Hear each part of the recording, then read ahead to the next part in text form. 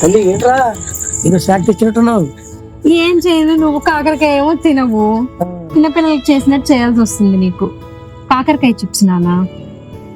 అసలు నాకు చేతి తిన్న నాకు ఇది చేదు ఉండదు నానా, తిని చూడండి.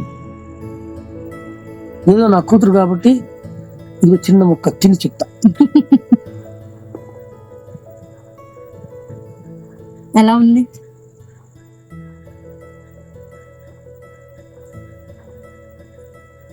కాకరకాయ ఇది అవునా, ఇంకొకటి తిని చూడండి.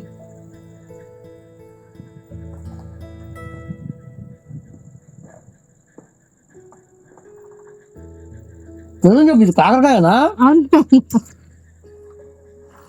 చిన్న పిల్లలు కూడా తినేసేలా ఉంది కదా. భలే ఉందమ్మా. ఎక్కడుంది తెచ్చారు? మన ఇంటి పక్కన వాసు గారు చేయను ఉంది కదా, ఇంటి పక్కన.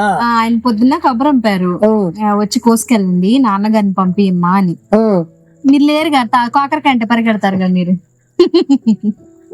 ఇంకా నేను వెళ్ళి కోసుకొని వచ్చి ఇలా సరే ఏం చేద్దాం అని చూస్తే చిప్స్ చేద్దాము, ఎక్కువ చేదు ఉండదు, తింటారేమో అని చూద్దాం. నాన్నగారి ఎలాగైనా తిరిపేయాలనుకున్నాం, అంతే.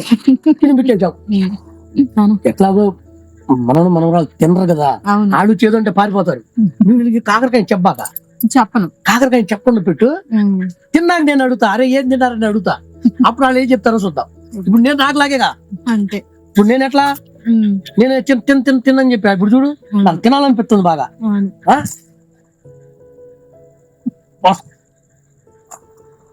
తల్లి దీన్ని రసంలో గానీ, చింతపండు క్యాబ్ లో గానీ, సాంబార్ లో గానీ, పప్పులో గానీ, దేని మీద టచింగ్ చేసుకోవచ్చు తల్లి. ఇది అన్నిటి మీద చక్కగా ఉంటుంది తల్లి.